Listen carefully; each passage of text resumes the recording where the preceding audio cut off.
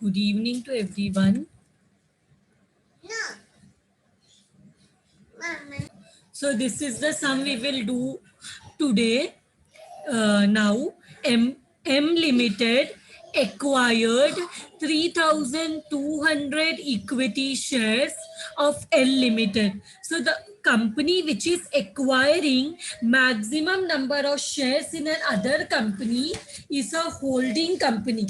So here M Limited is acquiring 3,200 equity shares of L Limited. We can see that L Limited has M Limited is purchasing shares, acquiring shares of L Limited. So L Limited has total 4 lakh number of shares. 4 lakh, sorry, 4 lakh is the capital. Divide by 100 means 4,000 shares. So from 4,000, 3,200 equity shares of L Limited is acquired by M Limited. So M Limited becomes a holding company and L Limited becomes a subsidiary company. M Limited is the holding company, L Limited is the subsidiary company. And what is the date of acquisition? The date of acquisition is 31 December 2012. And the balance sheet which is provided is also of the same date. मतलब acquisition last day of the year हुआ है. Acquisition has taken place on last day of the year. Last day of the year. So acquisition has taken place on last day of the year, and the number of shares acquired by M Limited of L Limited is 3,200 equity shares of L Limited. So maximum shares खरीदा M Limited ने. So M Limited by acquiring maximum shares in L Limited becomes a holding company. So now let us see the balance sheet. We have share capital. One share is of 100 rupees. So M Limited 10 lakh divide by 100, 10,000 share. L Limited में 4 lakh divide by 100, 4,000 shares, out of which 3,200 is purchased by M. फिर हमारे पास general reserve है, profit and loss account है, bank term loan है, bills payable including 6,000 to M limited. तो ये 16,800 में हमें क्या करना है? 16,800 में it is including to be including rupees 6,000 which we have to pay to M Limited. L Limited 16,800 में 6,000 M Limited से बिल रिसीवेबल एक्सेप्ट किया है. सो दीस आर सॉरी हमने बिल रिसीवेबल क्या किया? जब हम एक्सेप्ट करते हैं कि हम पे करेंगे फ्यूचर में, तो हमें ये 6,000 एम लिमिटेड को पे करना है. 16,800 में 6,000 has to be paid to M limited.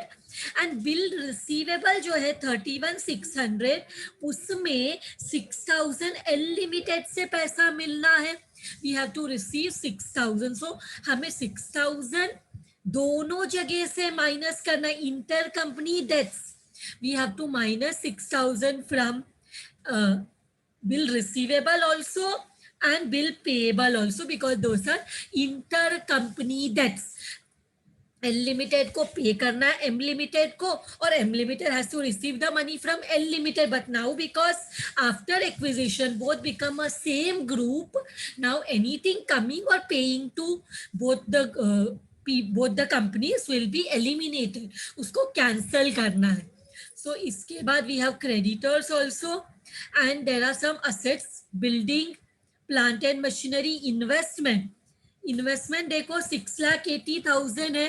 तो ये 6,80,000 इस investment in L limited. Investment in L limited that means what? That ये जो 3,200 इक्विटी शेयर एल लिमिटेड का खरीदा है, ये 6,80,000 में खरीदा है. ये कितने में खरीदा है? 6,80,000. That means the cost of acquisition of 3,200 shares of L Limited, M Limited has paid 6,80,000. Then stock is there, debtor is there, bill receivable, cash and bank. Now you are given that L Limited made a bonus issue on 31st December 2012. 31st December 2012 को bonus share issue किया है L limited ने. And bonus का क्या ratio है? 1 equity share for every 4 share held by its share holder. एक equity share मिला है एवरी 4 इक्विटी शेयर हेल्ड करने के लिए. For 4 equity share 1 bonus share has been paid and this is not been accounted for. इसका meaning क्या है? इसका मीनिंग ये है कि ये 4 लाख में बोनस शेयर का इफेक्ट नहीं दिया गया है. दैट मीन्स ये बोनस शेयर जो है ये 4 लाख में बोनस शेयर कितना मिला है that we will have to find out. And sundry creditors of M limited. M limited का जो सन्ड्री क्रेडिटर्स है it includes ₹24,000. It includes ₹24,000 due to L Limited. मतलब क्रेडिटर्स में 24 एम लिमिटेड का जो क्रेडिटर्स है उसमें 24,000 पे करना है एल लिमिटेड को.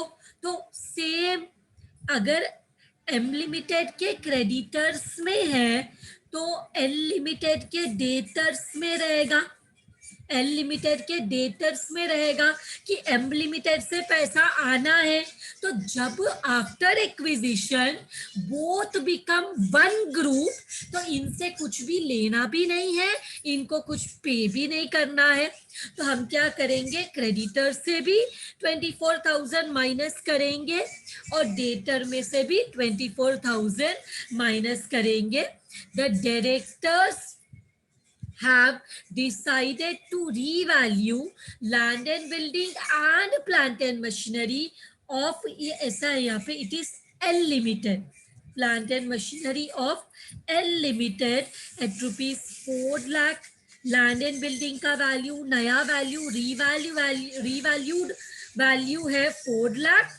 एंड प्लांट एंड मशीनरी का रिवैल्यूड वैल्यू, नया वैल्यू है 2,98,800. Let us check the old value. Building का, लैंड एंड बिल्डिंग का ओल्ड वैल्यू था 3,60,000. नया वैल्यू है 4 lakh. Means there is a increase in the value of land and building. and plant and machinery 3,18,000 से 2,98,800. what is the value? 1 minute. there is a correction. 3,18,800.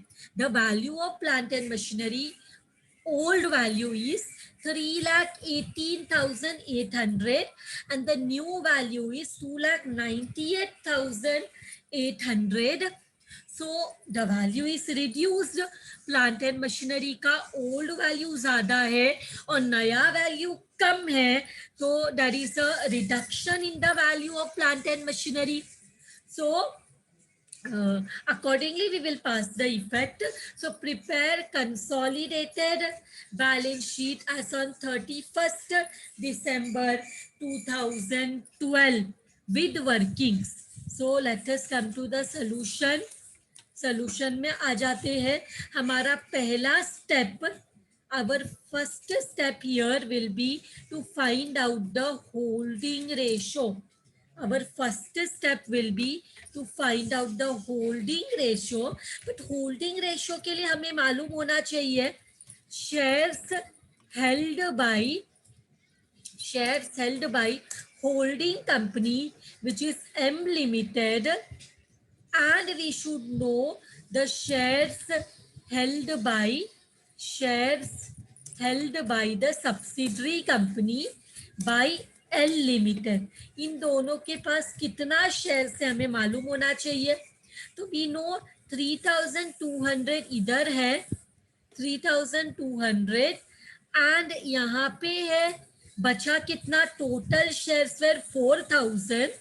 अब 4000 से 3200 shares अगर M limited purchase acquire करता है तो यहाँ पे बच जाएगा कितना, यहाँ पे बच जाएगा 800। So what will be the ratio, 32 के टेबल में आता है, करेक्ट। आई मीन 32 800 में दो दो जीरो कैंसिल करेंगे तो 32 और 8 बचेगा। 8 के टेबल में 4 jar 32, 1 jar 8, 8 1 jar 8, 8 4 jar 32। So the ratio is 4:1। तो यहाँ पे हमें एक और चीज ये सम में करना है which is different than the other sums, that is bonus shares. हमें यहाँ पे किसके बारे में फाइंड आउट करना है, हमें फाइंड आउट करना है बोनस शेयर्स के बारे में। तो बोनस शेयर्स का रेशो क्या है, what is the ratio of bonus share, ratio of bonus share is one bonus share for every 4 shares held। हर एक 4 शेयर के लिए देखो 1 equity share for every 4 share held. तो यहाँ पे हमें क्या करना पड़ेगा, हमें ये पता है कि टोटल 4000 शेयर्स है, तो कितना बोनस शेयर मिलेगा, that will be a question mark. So cross multiply करो, 4000 इंटू 1 डिवाइड बाई 4 तो we will come to know that how much bonus share has been issued। तो we get the answer 1000 bonus shares. अब ये 1000 bonus share दोनों company को divide करना है, किसको, दोनों को, M limited that is holding company and L limited that is subsidiary company. So कैसे डिवाइड करेंगे, 1000 होल्डिंग रेशो से 4 डिवाइड बाई 5। अब कैसे पता 4 divide by 5, because the ratio 4 + 1 is 5। So check out how much you are getting, check करो कितना मिल रहा है, 4000, sorry not 4000, it is 1000 into 4 divided by 5, we get how much, 800 shares। so bonus share holding company को मिला है 800 and subsidiary company को बचा हुआ 200 मिलेगा फिर। सो 1000 into 1 divided by 5 which will be equal to 200 shares। तो बोनस शेयर्स मिलने के बाद what will be the number of plus bonus share, मतलब टोटल नंबर ऑफ शेयर्स कितना रहेगा। So therefore total shares M के पास हो जाएगा, M of M limited, total shares of M limited will be equal to 3200 plus 800 which is equal to 4000 shares। And bonus share का, क्योंकि bonus share का effect पहले नहीं दिया हुआ था, see in the information they have told not accounted for, मतलब the ऊपर बैलेंस शीट में there is no effect of bonus share.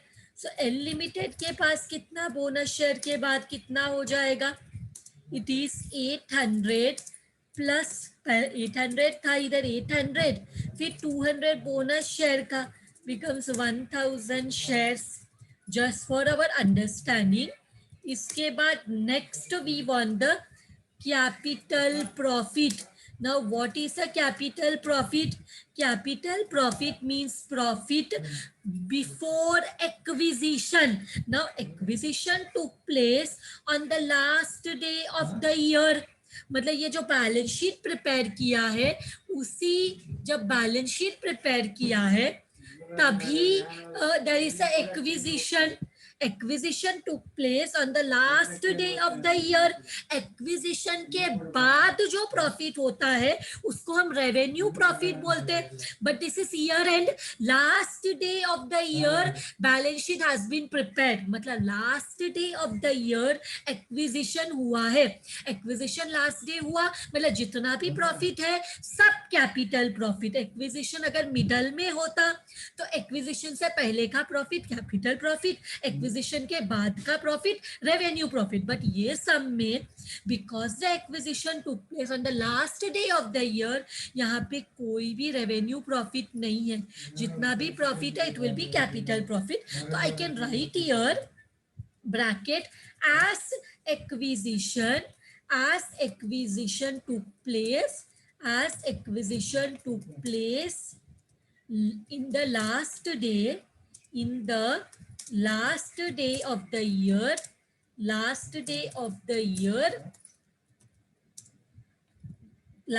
of the year, there is no revenue profit. जो भी प्रॉफिट है कैपिटल प्रॉफिट ही रहेगा. अब देखो हमें किसके प्रॉफिट्स को, शेयर्स को, सबको डिवाइड करना है जिसका कंपनी का एक्विजिशन हुआ है. सो एक्विजिशन में हमने 4000 को सिर्फ डिवाइड किया. ये 4,00,000 शेयर्स को डिवाइड किया. 10 lakh upon 100 that is 10,000 shares को. बिल्कुल होल्डिंग कंपनी के जो ओरिजिनल शेयर्स है उसको बिल्कुल डिवाइड नहीं करेंगे, उसके प्रॉफिट को भी हाथ नहीं लगाएंगे. हम जो डिवाइड करते हैं प्रॉफिट और शेयर्स वो सिर्फ सब्सिडरी कंपनी का करते हैं. तो सब्सिडरी कंपनी का हमारे पास कौन सा प्रॉफिट है क्वेश्चन में? हमारे पास जनरल रिजर्व है और हमारे पास P&L अकाउंट. अब जितने भी प्रॉफिट्स है सब कैपिटल प्रॉफिट है because acquisition took place in the last day of the year. So ये सम में there is no revenue profit, all the profits are capital profit. तो कितना अमाउंट है जरा इसको भी कॉपी करते. 3,40,000 एंड 72,000. सो इधर लिखेंगे 3,40,000 and 72,000. तो ये दोनों को ऐड करो कितना होता है. तो हमारे पास टोटल प्रॉफिट कितना है, ये दोनों को ऐड करो. सो ये दोनों को ऐड करते हैं तो टोटल प्रॉफिट हो जाता है 340 plus 72 which is equal to 4,12,000. अब इसमें हम क्या एडजस्ट करेंगे? यहाँ पे एक पॉइंट है देखो, revaluation of asset. So add करेंगे सबसे पहले रीवैल्यूएशन प्रॉफिट. ऐड करेंगे रीवैल्यूएशन प्रॉफिट. किसमें प्रॉफिट हुआ है? तो यहाँ पे देखो रीवैल्यूएशन प्रॉफिट ऑफ बिल्डिंग. क्या हुआ उसका? कितना? 3,60,000 से 4 लाख हो गया बिल्डिंग का वैल्यू. तो कितने का प्रॉफिट हुआ? 3,60,000 था earlier the value of the building was 3,60,000. Now it became 4 lakhs, means there is a profit. So add करेंगे, जो प्रॉफिट हुआ वो ऐड करेंगे. सो कितने का प्रॉफिट हुआ? 40,000 का. फिर उसके बाद लेस करेंगे revaluation loss. Plant and machinery का वैल्यू देखो, revaluation loss of plant and machinery. जरा चेक करो, मशीनरी जो 3,18,800 था, अभी रीवैल्यूएशन के बाद 2,98,800 मतलब value reduction. So it is a loss. And one more important thing, because here nothing has been told about depreciation, हम depreciation को consider नहीं करेंगे. अगर depreciation होता तो profit loss में हमें depreciation का value को भी consider करना पड़ता. बट यहाँ because there is no depreciation mentioned in the question, we will not consider depreciation as it is absent in the question. Information is absent related to depreciation. So directly profit loss, old value new value compare करके देखेंगे revaluation profit हुआ या revaluation loss हुआ, because see they what they have told, directors have decided to revalue land and building and plant and machinery, नया value 4 lakh 2 lakh 98,800। तो उससे हमें पता चला कि ये प्रॉफिट है कि लॉस है। 3,18,800 माइनस 2,98,800 से हमें पता चला there was a loss, revaluation loss of 20,000. I will keep the old value first so that you get by the negative answer. Minus 1 minute. तो यहाँ पे भी मैंने रीवैल्यूड फिगर पहले रखा है ना, तो जैसे सेम तरीके से करेंगे, बिकॉज यहाँ पे भी रीवैल्यूड अमाउंट पहले है फिर ओल्ड वैल्यू है, तो रीवैल्यूड अमाउंट पहले फिर old value, so we get minus 20,000। अभी वन मोर थिंग यहाँ पे एडजस्ट करना पड़ेगा, दैट इज लेस करेंगे क्या, that is bonus shares issued. Bonus share तो रिजर्व को कैपिटलाइज करके इशू होता है, तो कितना शेयर्स है बोनस शेयर, 1,000 इंटू 100, एक शेयर 100 रुपीज का है, तो बोनस देते वक्त भी कैपिटल प्रॉफिट यूज हुआ है। सो कितना यूज हुआ है, it is 1 lakh. Now we will get the capital profit. ये सबको माइनस करो, 4,12,000 प्लस 40,000 माइनस 20,000 माइनस 1 लाख, तो हमें मिलता है 3,32,000। सो ये जो 3,32,000 फाइनल आंसर मिला, that is the capital profit. Now what we will do, हमें कैपिटल प्रॉफिट को कौन से दो कंपनी में डिवाइड करेंगे, we will divide between the two company, M Limited and L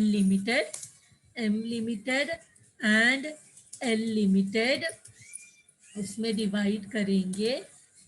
सो कितना अमाउंट है, 3,32,000 into what is the ratio, 4 divided by 5 and 3,32,000 into 1 divided by 5.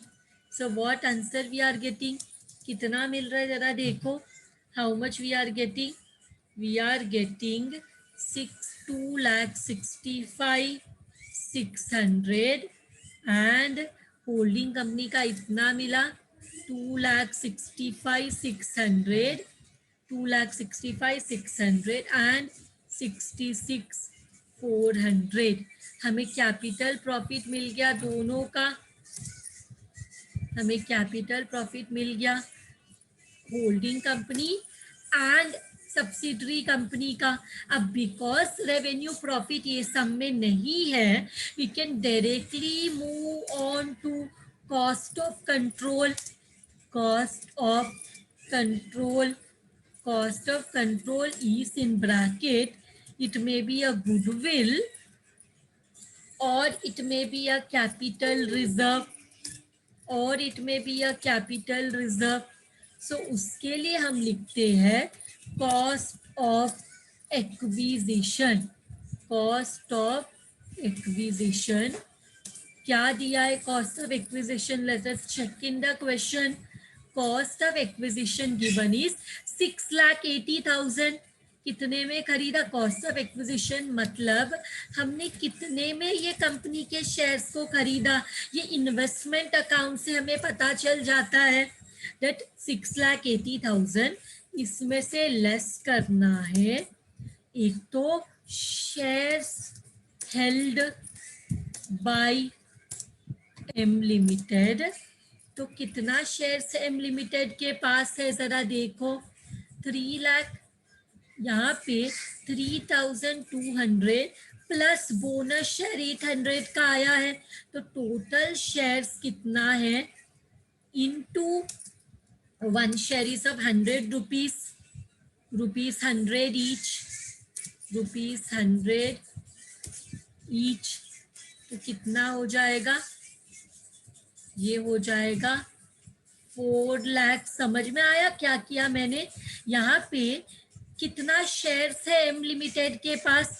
M limited ने 3,200 शेयर्स एक्वायर किया एल लिमिटेड का, और उसको bonus share भी मिला, bonus मिला कितना, यहाँ पे देखो 3,200 which he acquired, which the company acquired, and 800 bonus share, total मिला के 4,000 shares of rupees 100 each, 4,000 shares of rupees 100 each, तो ये मिला के इतना हुआ। और एक और चीज लेस करना है जो फ्री में मिल रहा है एम लिमिटेड को, that is share of capital profit, share of capital profit of M limited, of M limited. M limited का कैपिटल प्रॉफिट कितना है? It is 2,65,600। सो ये भी माइनस किया। अब देखो कौन सा आंसर आ रहा है, अब देखो कौन सा आंसर आ रहा है, is it coming a positive और अ नेगेटिव आंसर? ये दोनों को ऐड करके इट इज 6,65,600, 6,65,600, और हमने 6,65,600 का चीज ली मिला और पे किया 6,80,000। हमने जितने का चीज मिला उससे ज्यादा पैसा पे किया है, उससे ज्यादा पैसा पे किया है। सो इट्स अ गुडविल, मतलब हमने जो एक्स्ट्रा पैसा पे किया that is for the goodwill. समझ में आ रहा है? हमने पे किया investment, when we invested in the shares of the L limited, shares of L limited for 3,200 shares हमने 6,80,000 दिया, उसके बदले में हमें 3,200 शेयर्स मिला और bonus share 800 free of cost में मिला। फिर हमें capital profit free of cost में मिला, क्योंकि हमने एक्विजिशन करने से पहले का प्रॉफिट है कैपिटल प्रॉफिट। तो यहाँ पे revenue profit is the profit which is after acquisition, but capital profit is the profit which is there with the company before its acquisition. तो ये भी फ्री में मिल रहा है। तो ये पूरा मिला के हमें 6,65,600 का वर्थ का चीज मिला, बट हमने 6,80,000 पे किया, तो हमने एक्स्ट्रा पे किया, तो it will be because of the reputation of the company. तो यहाँ पे last one what we will find out is the minority interest. Last one minority interest, मतलब नाउ मेजॉरिटी शेयर्स परचेज किया M limited ने, तो minority means minor share सब किसके पास है, कम शेयर किसके पास है, एल लिमिटेड के पास। तो यहाँ पे लिखेंगे हम shares held by L limited. तो L limited is a minority now, तो उनके पास कितना शेयर है, 800 नॉर्मल शेयर्स और 200 बोनस शेयर्स। तो 1,00,000 शेयर्स है इंटू 100, 1 लाख होता है, 1,000 शेयर्स इंटू 100, तो दैट बिकम्स 1 लाख। और इनको फ्री में एक और चीज मिलेगा, वो है add capital profit. Revenue profit होता तो वो भी ऐड करते ऑफ एल लिमिटेड। तो एल लिमिटेड का दिस कैपिटल प्रॉफिट इज 66,400। तो इसको ऐड करेंगे तो हमें मिल जाएगा minority interest which is equal to 1,66,400। So हमें माइनॉरिटी इंटरेस्ट भी मिल गया। अभी हमारा नेक्स्ट स्टेप है जो हमें ऑल प्रिपेयर करने बोला है क्वेश्चन में। They have asked us to prepare consolidated balance sheet. So now we will prepare consolidated balance sheet of the group. That is दोनों कंपनी का मिला के consolidated balance sheet prepare करना है. So we will prepare consolidated balance sheet consolidated balance sheet of M Limited and its subsidiary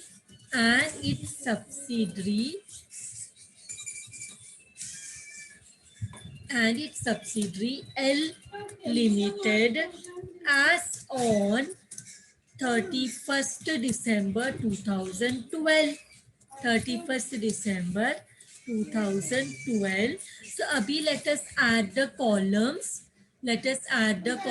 So we have 3, जो यहाँ पे हम 3 कॉलम्स बना देंगे क्योंकि हमें एक तो अमाउंट के लिए चाहिए और दूसरा नोट्स टू अकाउंट और पहला वाला particulars. So we are preparing as per the schedule 3. So notes to account and rupees. तो सबसे पहले इसको हम बोलते हैं equity and liabilities. Equity and liabilities में हम सबसे पहले लिखते हैं शेयर होल्डर्स फंड.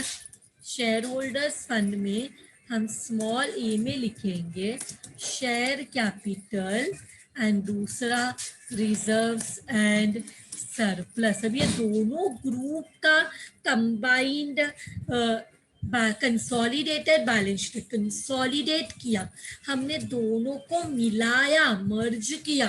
तो उसमें हमारा पहले नोट्स टू अकाउंट्स भी साथ में बनाते हैं.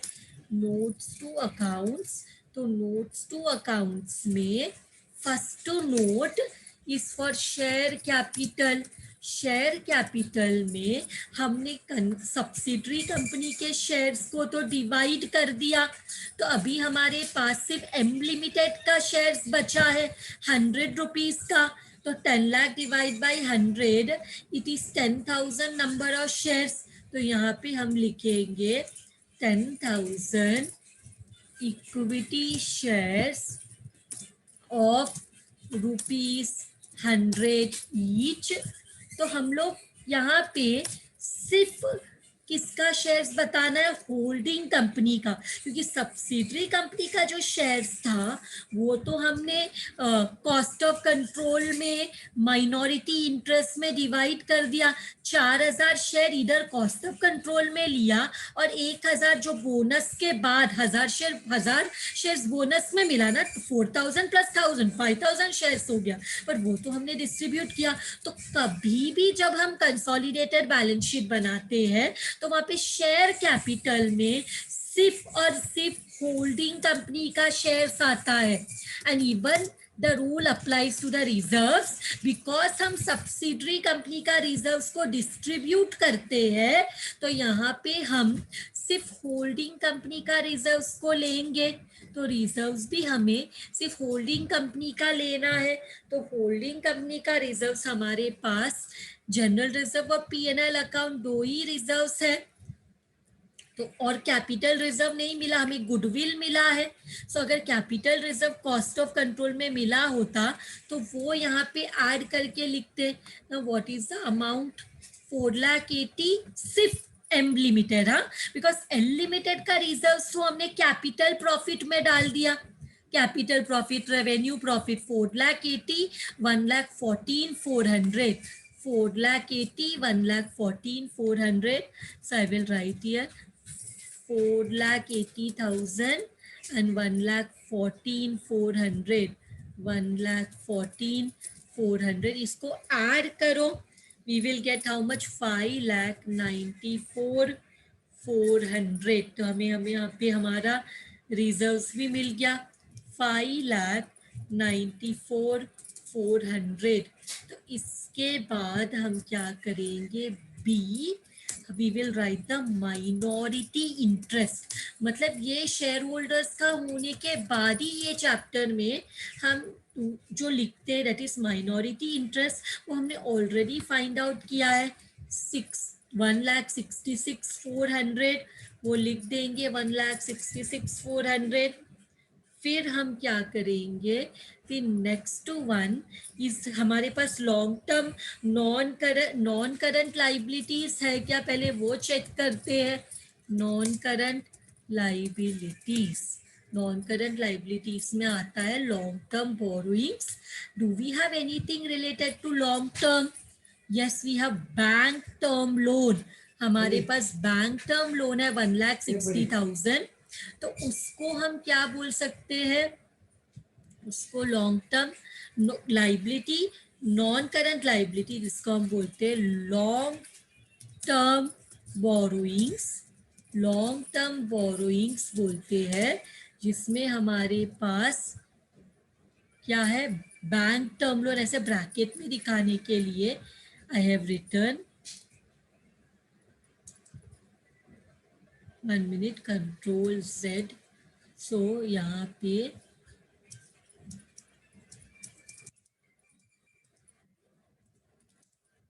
ओके, तो दिस वे उसको ए बोल देंगे.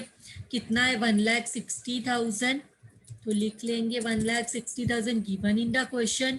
इसके बाद हमारे पास डी है करंट लाइबिलिटीज. करंट लाइबिलिटीज में हमारे पास है, देखो, ट्रेड पेबल रहेगा, trade payables, creditors, bill payable सब आएगा इसमें. सो ट्रेड पेबल्स में हमारे पास बिल्स पेबल और क्रेडिटर्स है. So will go to the working note. इसको नोट नंबर 3 बोल देंगे, नोट नंबर 3. और we will go to the third note, that is trade payable. Trade payables. तो ट्रेड पेबल्स में हमारे पास दो चीज है. एक तो हमारे पास क्रेडिटर्स है, हमारे पास क्रेडिटर्स है जो हम दोनों का ऐड करके लिखेंगे, बिकॉज क्रेडिटर तो डिस्ट्रीब्यूट नहीं किया. तो 94,400 और 18,000 जिसमें एडजस्टमेंट भी है. तो 94,400 प्लस 18,000 दोनों को ऐड करेंगे तो कितना हो जाएगा? दोनों को ऐड करेंगे तो ये हो जाएगा 1,12,400. 1,12,400. इसमें से लेस करना है inter company debts. Inter company debts, inter company debts दिया है क्वेश्चन में. देखो, क्रेडिटर्स में 24,000 वो M Limited, it is M creditors of, बोलते हैं sundry creditors of M Limited include ₹4,000 due to L Limited. L Limited को पे करना है तो वो ठीक है. अब ये दोनों एक ग्रुप है तो इनके बीच में ऐसा कुछ भी होना नहीं चाहिए लेन देन. तो 24,000 हम क्रेडिटर में से भी माइनस करेंगे और हम डेटर में से भी माइनस करेंगे. तो माइनस करके कितना होता है? देखो, माइनस करके कितना होता है? How much you get after you minus 1,12,000. तो हमारे पास बचता है 88,400. तो इसको थोड़ा सा स्पेस दे देती हूँ, 88,400. फिर सेम वे हमें यहाँ पे बी बिल्स, हमारा नेक्स्ट वन सेम चीज, हमें जो बी है, मुझे स्मॉल में चाहिए, बी है बिल्स पेबल. वो भी ऐसे ही ऐड करना है दोनों का, दोनों कंपनीज का. It is how much? बस एक ही में है. Okay, very good. सिर्फ एक ही में 16,800. तो ऐड करने का भी जरूरत नहीं. Only one is there. Only one company is having 16,800. दूसरे कंपनी में है ही नहीं. तो इसमें से कितना बोलते हैं इंटर कंपनी डेट है? इसमें inter company debt, I will remove the space which is coming.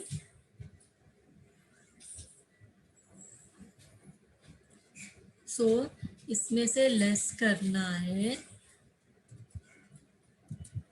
Less inter company dates. 6,000 है, फिर भी तुम लोग को बताने के लिए again scroll up to show all of you. देखो बिल्स पेबल में 6,000 एम लिमिटेड से मिलना है, सो सॉरी एम लिमिटेड को पे करना है, मिलना नहीं, पेबल मतलब यू हैव टू पे, तो एम लिमिटेड को पे करना है 6,000। सो वो माइनस करेंगे तो इधर कितना हो जाएगा, वो माइनस करेंगे तो इधर हो जाएगा 10,800, और ये दोनों को ऐड करो कितना हो जाएगा, ये दोनों को ऐड करेंगे तो इट विल बी 99,200। सो हमारा ट्रेड पेबल हो जाएगा 99,200। इसके साथ our liability side is done. Now we come to the assets, तो रोमन 2 लिख लेंगे असेट्स, और असेट्स को हम कैसे डिवाइड करेंगे, non current asset, sorry non current asset और करंट असेट में। Non current asset and non current asset को हम क्या बोल सकते हैं, नॉन करंट असेट को यहाँ पे हम फिक्स्ड असेट बोलते हैं, फिक्स्ड असेट। तो फिक्स्ड असेट दो टाइप का है, टैंजिबल एंड इंटैंजिबल, करेक्ट। अभी हमारे पास क्या है, हमारे पास टैंजिबल असेट के में क्या है, देखते बैलेंस शीट में जाके। टैंजिबल असेट में बिल्डिंग और plant and machinery, building and plant and machinery दो है, और उसका नया वैल्यूज भी दिया है जो हमें अभी लिखना है। तो हम लोग क्या करेंगे, टैंजिबल असेट के लिए हम नोट बना देंगे 4th वाला, और यहाँ पे हम लोग टैंजिबल एसेट लिख देंगे। तो टैंजिबल एसेट लिखेंगे, tangible asset, tangible asset, tangible asset में अभी हमारे पास दो है टैंजिबल एसेट, उसका नया वैल्यू पता है ना हमें, उसका नया वैल्यू एक का 4 लाख है बिल्डिंग का, वो हमने रीवैल्यूएशन में भी देखा, और दूसरे का 2,98,800 है। नया वैल्यू मिल गया ना, this is the new value. तो न्यू वैल्यू है जो एक कंपनी का है, तो दूसरे कंपनी में भी तो हमारे पास है 3 लाख और 4,80,000। दूसरे कंपनी का कितना है वो भी तो ऐड करना पड़ेगा, करेक्ट। सो यहाँ पे ऐसे मैं इधर ले लेती हूँ, इधर 3 लाख प्लस 4 लाख, ये ब्रैकेट बंद किया तो it is coming 7 lakh. And same way यहाँ पे भी एक ब्रैकेट डाल देंगे, जरा एक बार फिर से I want to check the amount कितना है, 4,80,000। सो इसका तो नया वैल्यू नहीं दिया, तो इधर करेंगे 4,80,000 प्लस 2,98,800, दोनों को ऐड किया तो कितना होगा, इट विल बी 7,78,800। ये दोनों को ऐड करने पे कितना होता है, फिक्स एसेट टैंजिबल 14,78,800। सो ये हम लोग लिख लेंगे 14,78,800। और इंटैंजिबल में हमारे पास सिर्फ गुडविल है, वो भी सिर्फ एक ही कंपनी के, हम इसी में एक ही बार आया है। बैलेंस शीट में तो बिल्डिंग गुडविल है ही नहीं, बैलेंस शीट में देयर इज नो गुडविल। तो हमें कॉस्ट ऑफ कंट्रोल में जो गुडविल आया 14,400, वो हम लोग लिखेंगे 14,400। सो इसके बाद हमें ये भी आ जाएगा। अब इसके बाद इन्वेस्टमेंट तो नहीं है, बिकॉज इन्वेस्टमेंट जो था वो पूरा हमने कॉस्ट ऑफ कंट्रोल में बता दिया। कॉस्ट ऑफ कंट्रोल में देखो पूरा इन्वेस्टमेंट बता दिया। इन्वेस्टमेंट कितना था, 6,80,000, बाजू के कंपनी में कोई इन्वेस्टमेंट नहीं है तो उसको तो लिख सकते थे, बट है ही नहीं तो मतलब ही नहीं। अभी हम directly we can go to current assets, we can directly go now to current asset. So B current assets, current assets. तो करंट असेट में हमारे पास क्या है, एक एक करके लिखेंगे। हमारे पास इन्वेंट्रीज होना चाहिए, फिर हमारे पास ट्रेड रिसीवेबल्स, और थर्ड वन जो नॉर्मली हमारे पास हमेशा होता है वो है, नेक्स्ट जो हमारे पास हमेशा वो होता है cash and cash equivalent. Now let us check हमारे पास क्या, एक एक करके लिखेंगे। इन्वेंट्रीज कितना है, 2,40,000 प्लस 72,000, दोनों का देखना पड़ेगा। सो 2,40,000 प्लस 72,000, ये दोनों को ऐड करो, कितना हो रहा है, 2,40,000 प्लस 72, हमें मिल जाएगा 3,12,000। फिर सेम वे अभी ट्रेड रिसीवेबल के लिए हमें सिर्फ फिर वर्किंग में जाना पड़ेगा, बिकॉज उसमें दो चीज़ है, डेटर और बिल रिसीवेबल। सो यहाँ पे हम जाएंगे 51 again, trade receivables. Trade receivables के लिए हमें दो चीज़ है, डेटर्स, दोनों का ऐड करके लिखना पड़ेगा। सो डेटर्स कितना है, डेटर्स 7,60,000 और 5,20,000, 7,60,000, सॉरी तो दूसरा सम का हो गया, कितना है डेटर्स, डेटर्स है 88 एंड 80, डेटर्स है 88,000 and 80,000, 88,000 plus 80,000 which is equal to 1,68,000। इसमें से लेस करना पड़ेगा इंटर कंपनी डेप्ट, जो कि है हमने क्रेडिटर में भी उतना ही माइनस किया, 24,000। तो 24,000 लेस करने के बाद हमारे पास बचेगा 144,000। एंड सेम वे अभी बिल रिसीवेबल कितना है देखते हैं, बिल रिसीवेबल है 31,600, सिर्फ एक ही है तो हम लोग को कुछ भी ऐड करने का ज़रूरत नहीं है। तो next one B, next one B, B bills receivable, bill receivable हमारे पास सिर्फ 31,600 है। सो हम लोग यहाँ पे डायरेक्टली लिख सकते हैं 31,600, और उसमें लेस करेंगे inter company debt, inter company debts which is 6,000। तो वो माइनस करके कितना हो जाएगा, वो माइनस करके हो जाएगा 25,600। तो दोनों का टोटल हो जाएगा 169,600। सो आई विल राइट हियर 169,600, और cash and cash equivalent is how much, 29,200 and 16,000। सो यहाँ पे लिखेंगे 29,600 प्लस 16,000, दोनों को ऐड करेंगे 29,600 एंड 29,200, सॉरी 29,200 एंड 16,000, दोनों को ऐड करने पे हमें मिलेगा 45,200। अभी ये सब करने के बाद we will get the total. Now let us see whether this both totals are tally.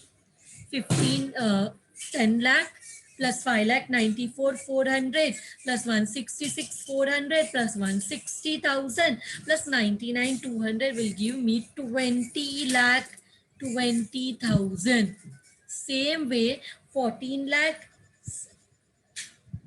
78,800 plus 14,400 plus 3,12,000 plus 1,69,600 plus 45,200 will also give me 20,20,000. With this, my sum is getting tallied, and this sum is with tallied, it is over.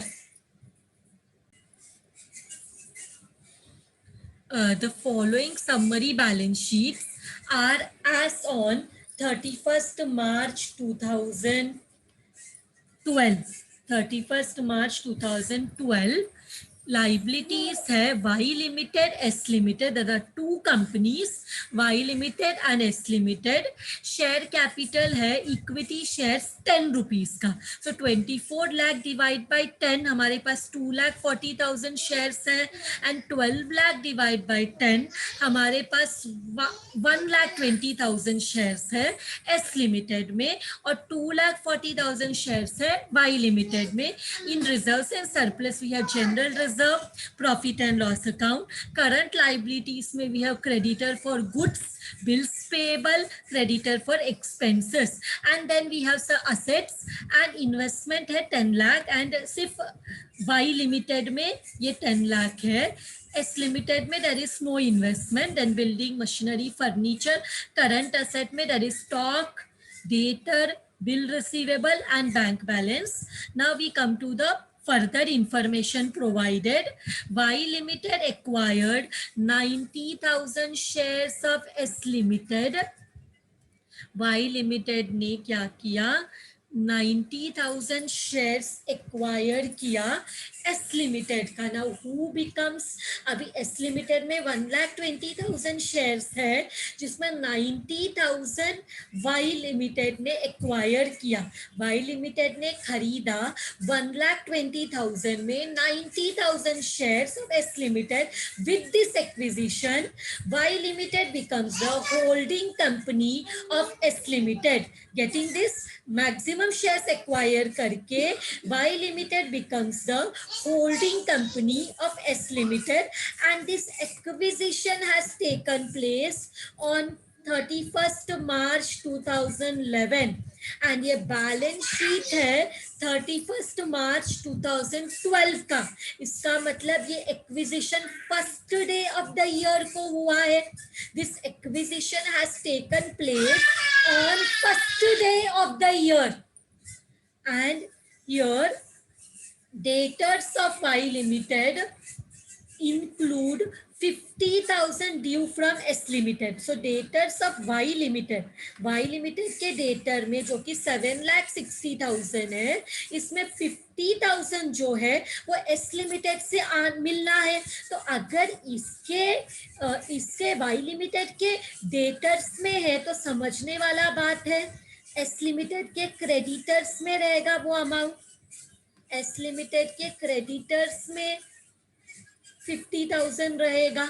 अगर Y Limited को S Limited से मिलना है तो S Limited को Y Limited को pay करना है. सो डेटर में से भी 50,000 माइनस होगा, एंड क्रेडिटर में से भी 50,000 माइनस होगा. म्यू, इसको हम इंटर कंपनी डेट्स बोल सकते हैं, या सेट ऑफ बोल सकते हैं, या म्यूचुअल ड्यूज बोल सकते हैं.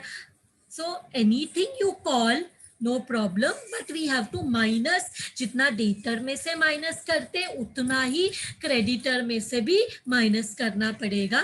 एंड इसके बाद the next point, bill receivables of S Limited include 30,000 from Y Limited. S Limited का बिल रिसीवेबल देखो 80,000 है.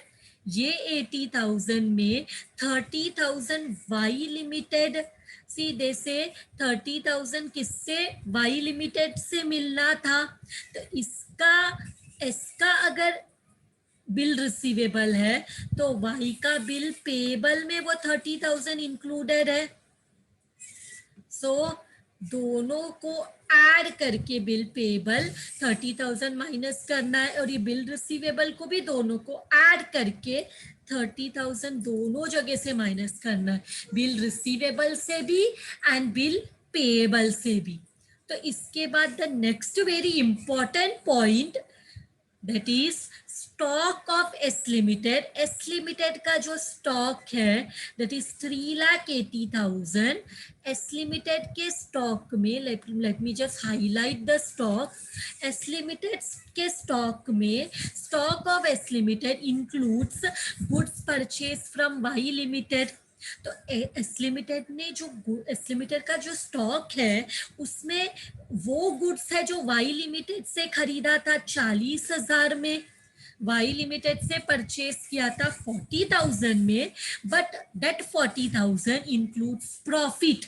अभी ये प्रॉब्लम है, स्टॉक इंक्लूड करना is not that a problem, but वो स्टॉक में जब पहले, ये एक्विजिशन से पहले का बात है, जब एस लिमिटेड ने वाई लिमिटेड को गुड सेल किया था तो एस वाई लिमिटेड ने प्रॉफिट में गुड सेल किया था। एस लिमिटेड ने सेल किया तो वो वाई लिमिटेड ने जब एस लिमिटेड को प्रॉफिट में सेल किया तो वाई लिमिटेड के सेल्स में वो प्रॉफिट रहेगा।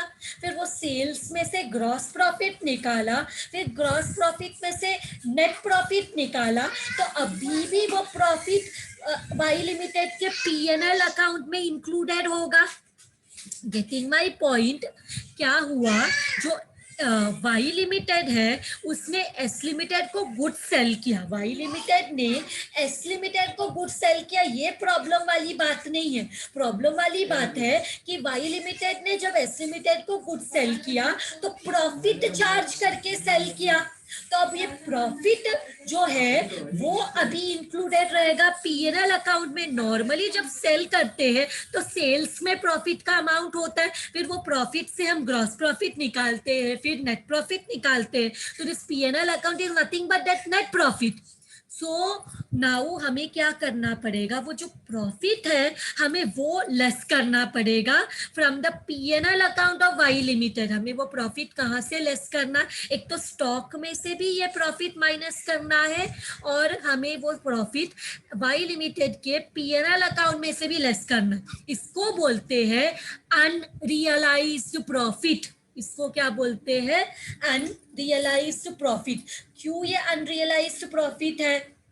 अगर ये गुड्स ये स्टॉक में नहीं होता और सेल हो गया होता तो टेंशन की बात नहीं थी, पर अभी भी 3,80,000 में वो 40,000 का स्टॉक जो वाई लिमिटेड से खरीदा था वो इंक्लूडेड है। तो इंक्लूडेड है तो वाई लिमिटेड ने प्रॉफिट कितना चार्ज किया?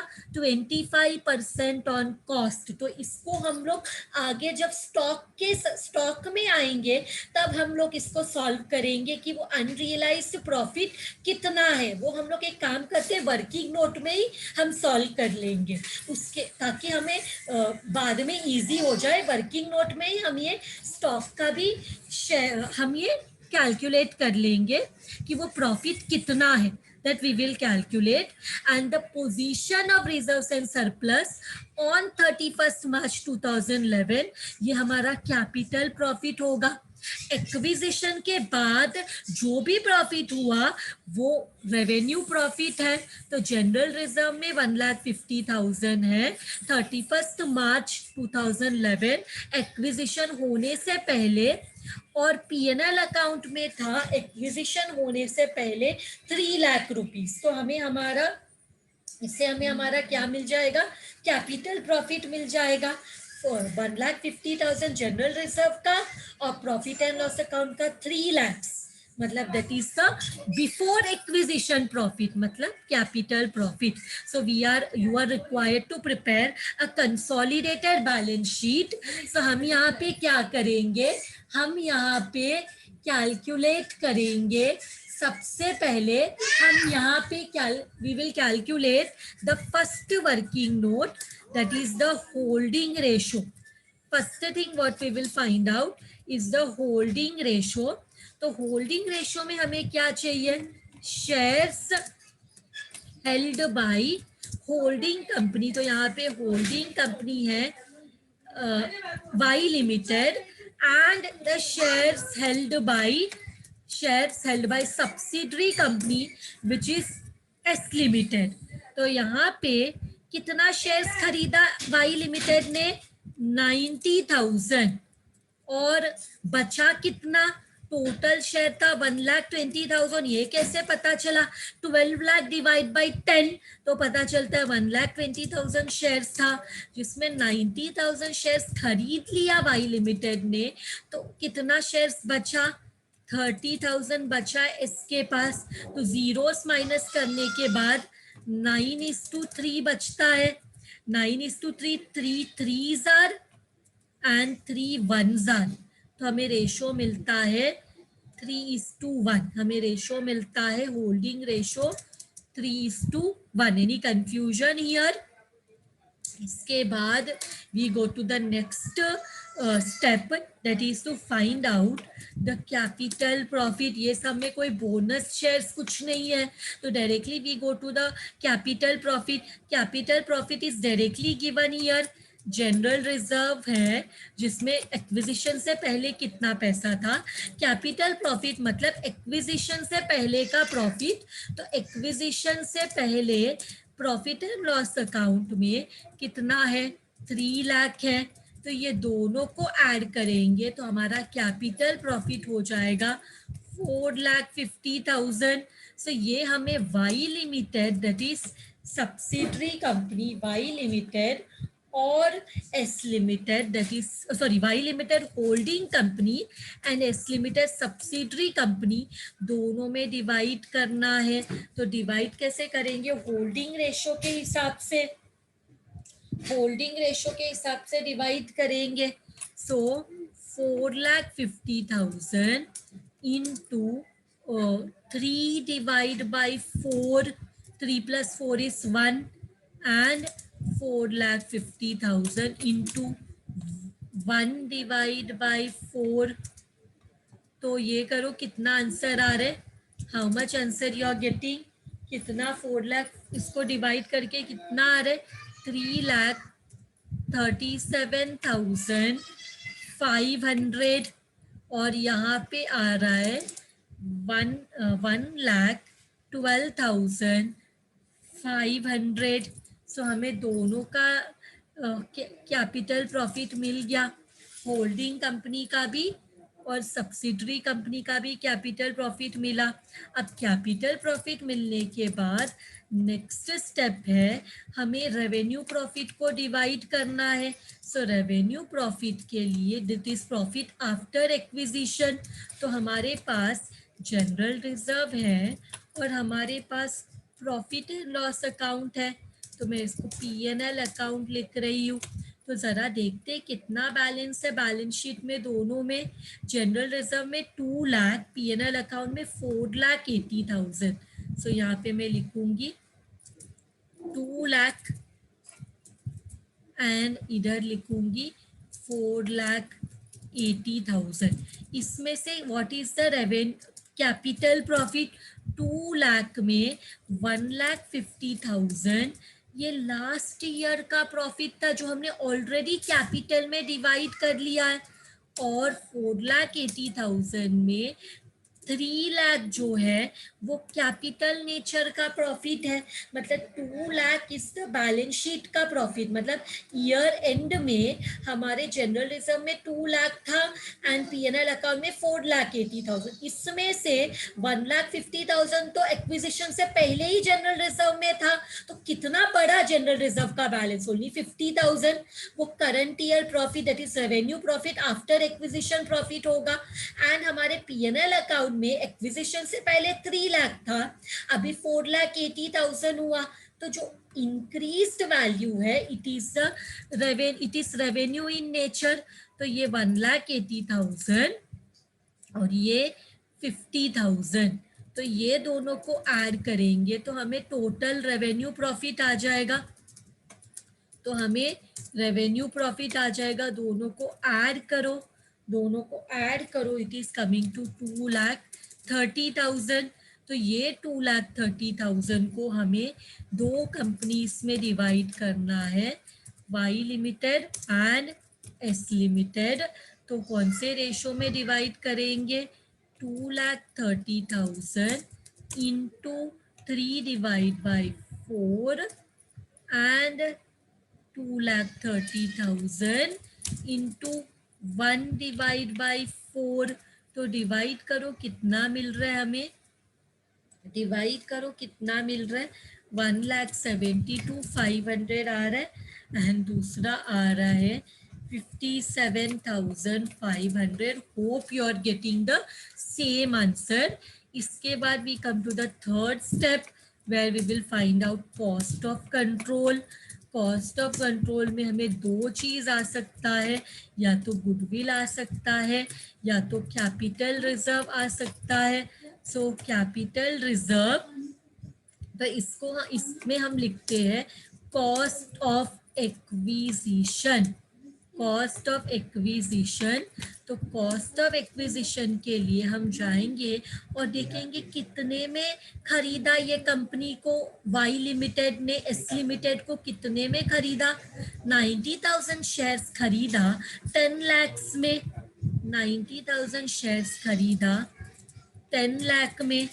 इसमें से हम लेस करते हैं, एक तो shares held by Y limited that is holding company, कितना है 90,000 इंटू 10, 90,000 इंटू एक शेयर 10 रुपीज का है ना, तो 9 लाख हो जाता है। इसको और थोड़ा पीछे करते हैं तो ये हो जाता है 9 लाख।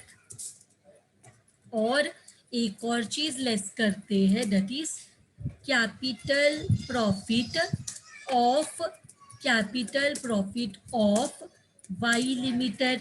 तो वाई लिमिटेड का कैपिटल प्रॉफिट कितना है, इट इज 3,37,500। मतलब हमने 10 लाख पे किया बट हमें 10 लाख से ज्यादा का चीज मिला, तो this becomes capital reserve.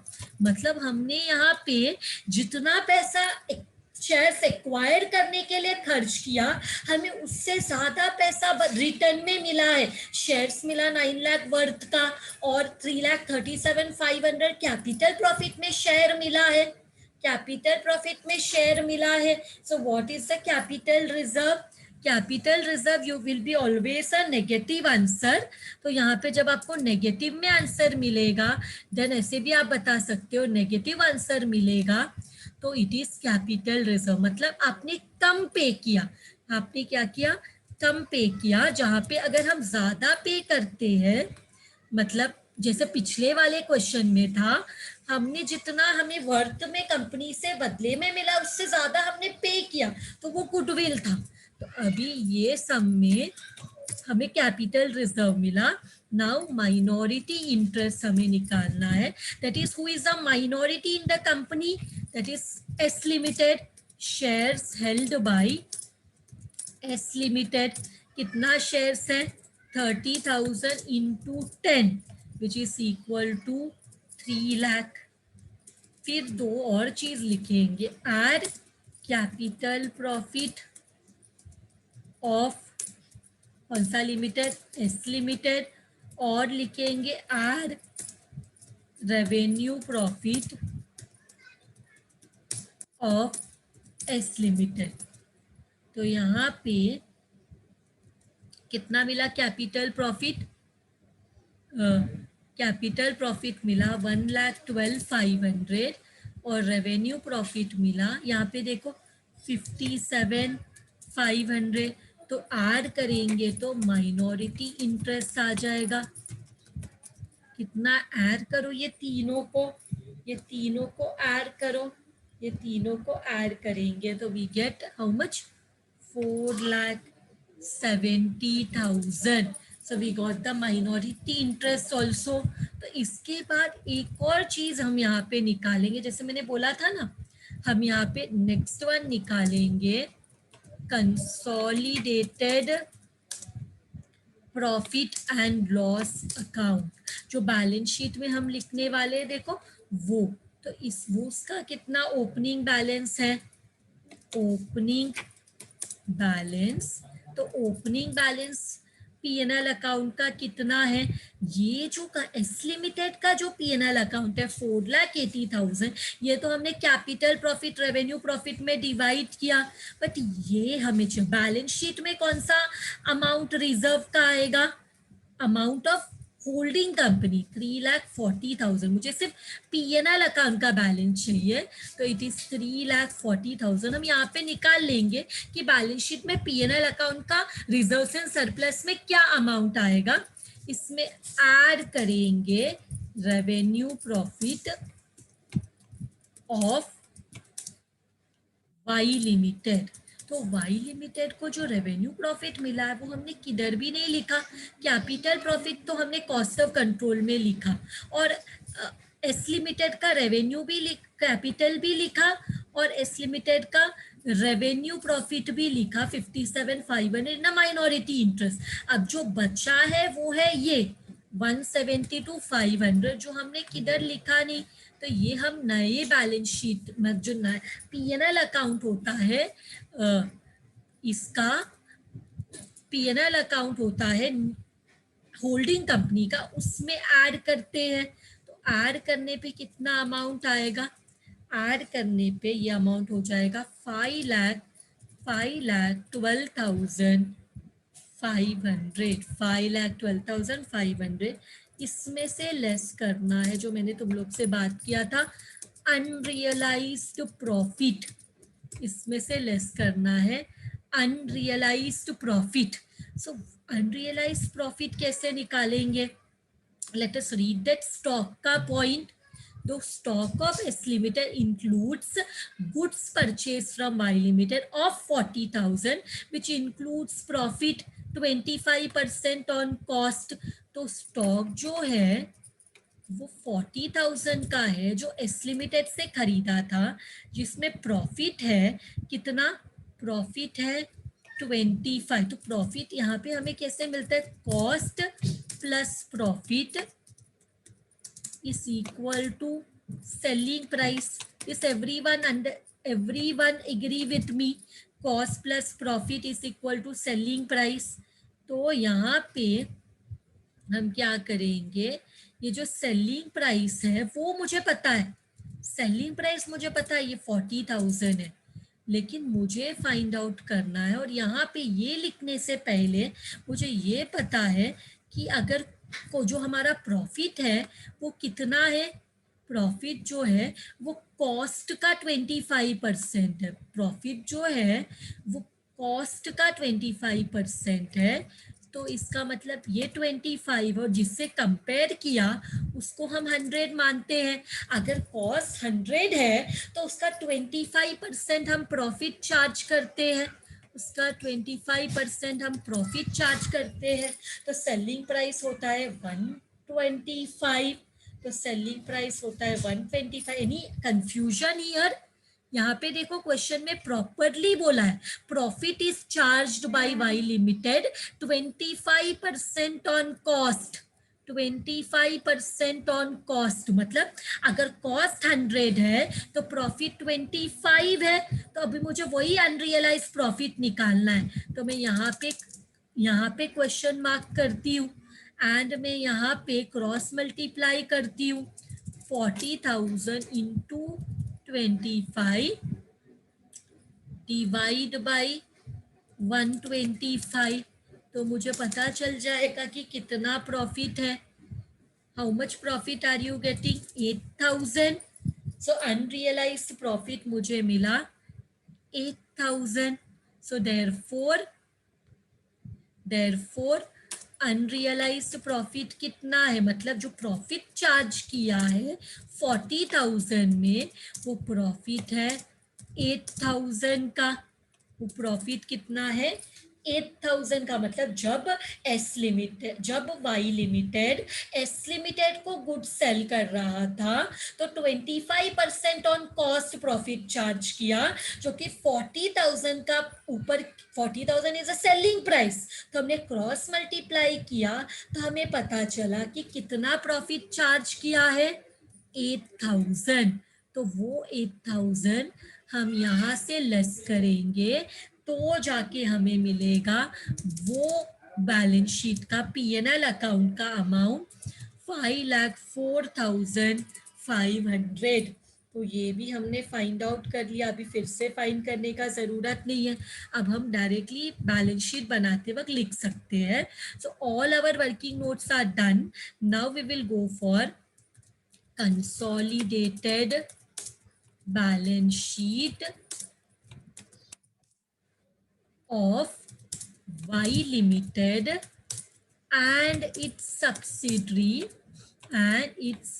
subsidiary company, which is S Limited, as on date क्या दिया है 31/12/2000, सॉरी डेट दिया है 31 मार्च 2012, so लिखेंगे 31 मार्च 2012।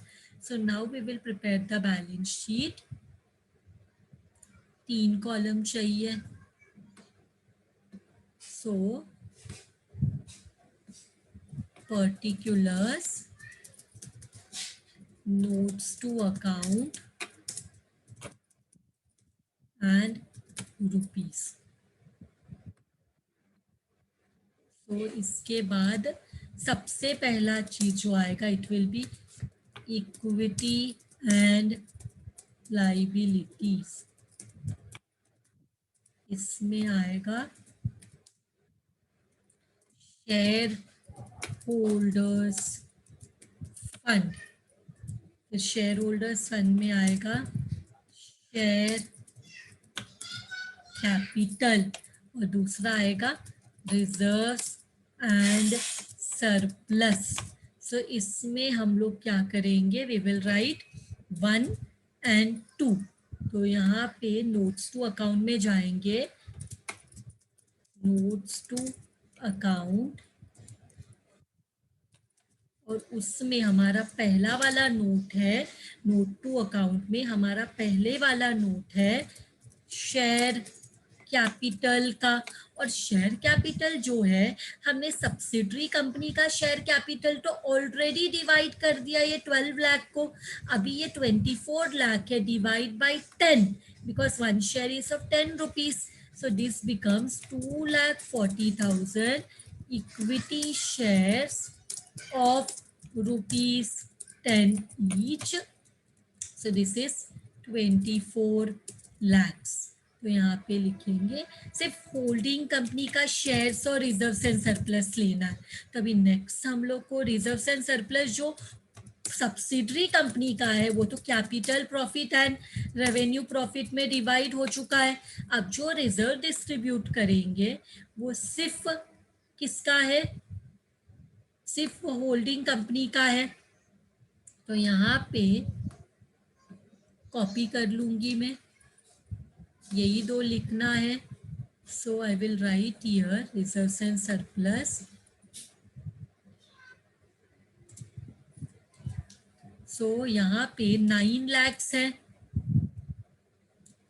रिजर्व्स एंड सरप्लस में, जनरल रिजर्व का अमाउंट 9 लाख है। कैसे पता चला, मैं यहाँ पे देखो दिया है 9 lakh reserves and surplus Y Limited and PNL account 3,40,000 है, पर वो हमने ऑलरेडी कैलकुलेट करके रखा है, उस पर हमने रेवेन्यू प्रॉफिट ऐड किया, अनरियलाइज प्रॉफिट माइनस किया, 5,04,500, 5,04,500। तो इसको दोनों को ऐड करो, इन दोनों को ऐड करने पे कितना होता है, ये दोनों को ऐड करने पे। और एक और चीज़ है ना, अगर हम लोग को भूलना नहीं चाहिए, एक और चीज़ यहाँ पे हमें लिखना पड़ेगा, कैपिटल रिजर्व। ये क्वेश्चन में कॉस्ट ऑफ कंट्रोल में कैपिटल रिजर्व आया है 2,37,500। गुडविल होगा तो इंटेंजिबल में लिखते हैं, बट यहाँ पे कैपिटल रिजर्व है, तो ये तीनों को ऐड करो तो हमें कितना मिलेगा, 16,42,000, 16,42,000। सो हम लोग जाएंगे रिजर्व्स एंड सरप्लस में, वी विल राइट 16,42,000। इसके बाद बी, वहाँ पे हम लोग लिखते हैं minority interest without thinking, minority interest. और माइनॉरिटी इंटरेस्ट हमने ऑलरेडी कैलकुलेट करके रखा है, कितना है माइनॉरिटी इंटरेस्ट, 4,70,000। सो यहाँ पे लिखेंगे माइनॉरिटी इंटरेस्ट 4,70,000। फिर इसके बाद हम लोग लिखते हैं non current liability, non current liabilities. Non current liabilities के लिए देखना पड़ेगा, do we have any debenture, bank loan, anything, कुछ है ही नहीं। करंट लाइबिलिटीज है तो ये नहीं लिखते तो भी चल जाता, लेकिन अभी लिख लिया है तो इसको नील लिख देंगे। एंड नेक्स्ट डी में लिखेंगे करंट लाइबिलिटीज। करंट लाइबिलिटीज में आएगा ए ट्रेड पेबल, ट्रेड पेबल्स। इसके लिए हमें क्या करना पड़ेगा, इसके लिए हमें नोट बनाना पड़ेगा। So will go to the third one, trade payable.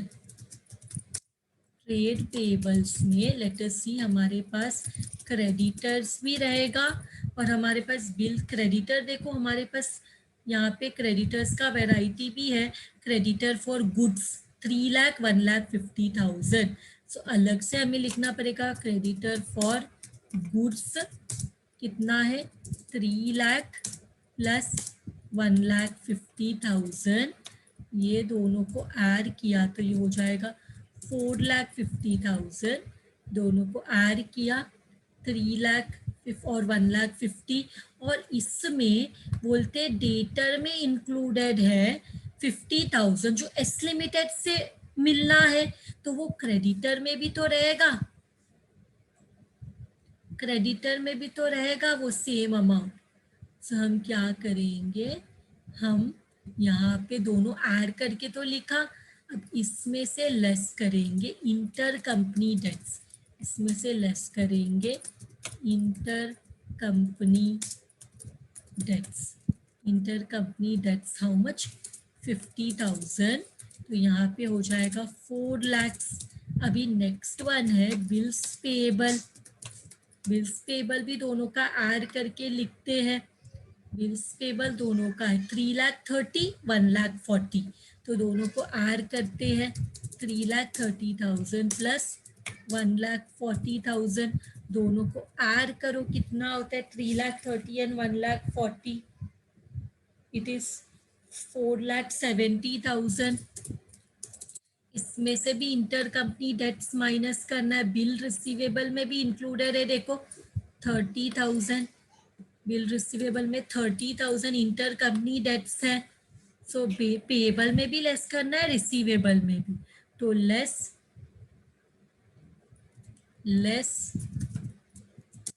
Inter company dates कितना है 30,000। तो ये कितना हो जाएगा माइनस करने के बाद 4,40,000। फिर हमारे पास है creditor for expenses. Creditor for expenses भी दोनों कंपनीज में है 1,60,000।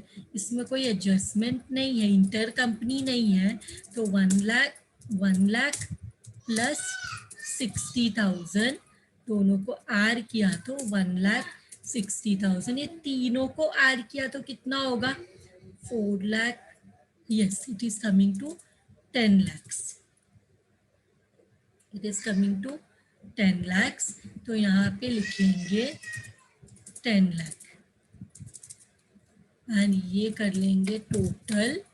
और इसके बाद we come to the second part, that is the last part, assets। assets में हम लोग क्या बोलते हैं, non current asset, non current asset. और नॉन करंट असेट में हम लिखेंगे फिक्स्ड असेट। फिक्स असेट्स को हमें डिवाइड करना पड़ेगा टैंजिबल। यहाँ पे क्वेश्चन में इंटैंजिबल है क्या, देखो नहीं तो लिखने का भी ज़रूरत नहीं है, इंटैंजिबल है ही नहीं। सो हमारे पास बिल्डिंग, मशीनरी एंड फर्नीचर, ये तीन हमारे पास है तो हम क्या करेंगे, टैंजिबल ही सिर्फ है, इंटैंजिबल तो है ही नहीं। तो यहाँ पे 4th 1 नोट टैंजिबल असेट्स का करते हैं। 4th 1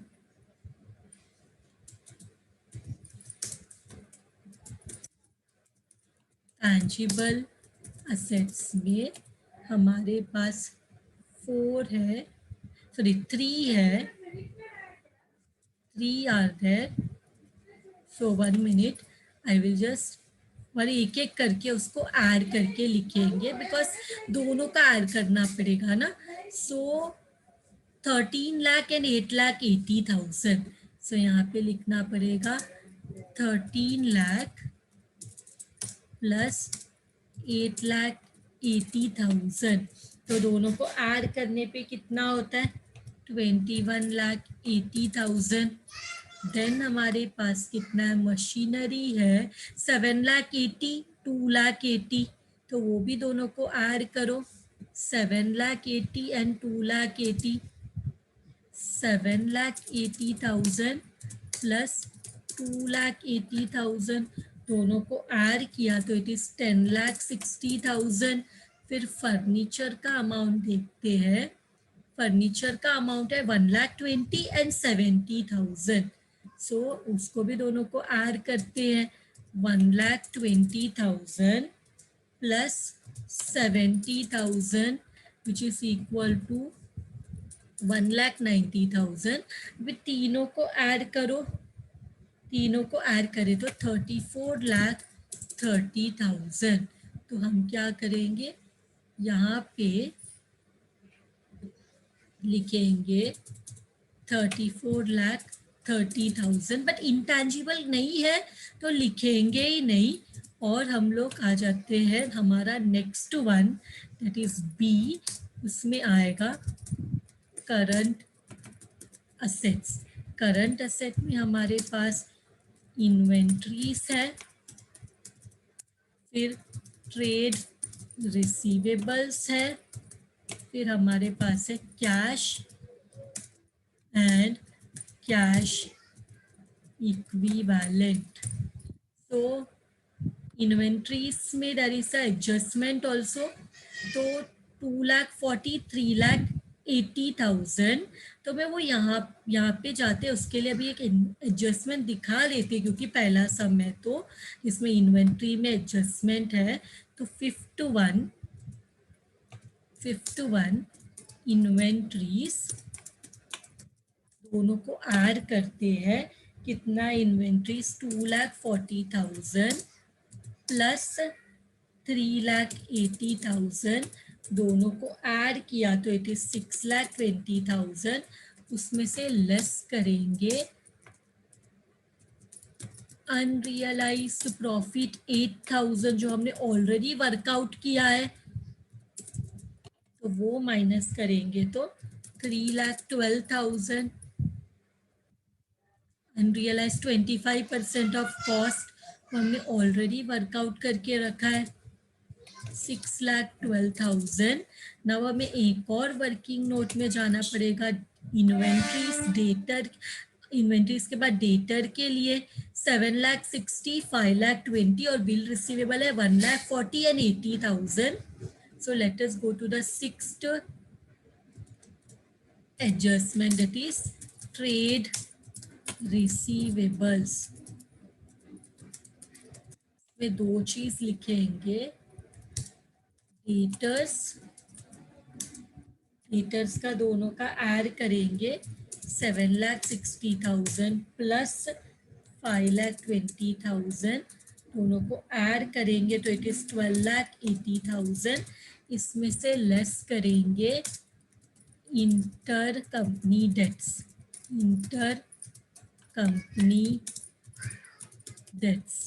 inter company debts is how much, 50,000। तो माइनस करके कितना हो जाएगा, 12,30,000। फिर B1 है बिल्स रिसीवेबल। बिल रिसीवेबल भी हमने देख के रखा है, दिस 1,40,000 प्लस 80,000, दोनों को ऐड किया तो इट इज 2,20,000, और इसमें लेस करेंगे इंटर कंपनी डेट जो कि 30,000 का है। हमें पता है देखो जिधर बिल पेबल में से भी इंटर कंपनी डेट्स हमने सेम लेस किया, जितना हमने क्रेडिटर में से लेस किया उतना हमने डेटर में से लेस किया। सो यहाँ पे माइनस करेंगे तो कितना हो जाएगा 1,90,000, और ये दोनों को ऐड करने पे इट इज कमिंग टू 14,20,000। दोनों 12,30,000 प्लस 1,90,000 इज 14,20,000। 14,20,000 पर कैश एंड कैश इक्विवेलेंट देखते हैं।